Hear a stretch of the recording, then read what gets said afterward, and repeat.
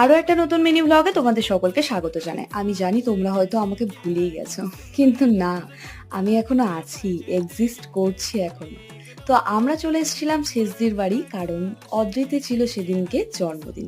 তাই আমি, বৌদি, দাদাভাই, ননি আর সর্দি চলে এসেছিলাম অদ্রিতদের বাড়ি। আর এখানে এসে অদ্রিতকে প্রথমে ওর বার্থডেটা উইশ করে দিই। আমরা যেহেতু আসতে অনেকটা দেরি হয়ে গেছিল, তাই তখন অদ্রিতের খাওয়ার সময় হয়েছে।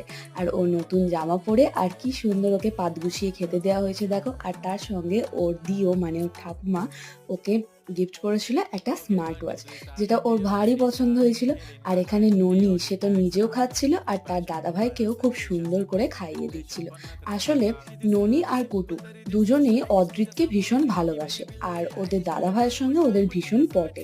তারপর আমরা দুপুরবেলা একটু রেস্ট নিচ্ছিলাম, আর এখানে ননি আর অদ্রিত তারা ঘোরা খেলা করছিল। তো পরবর্তী ভিডিও আসছে খুব তাড়াতাড়ি।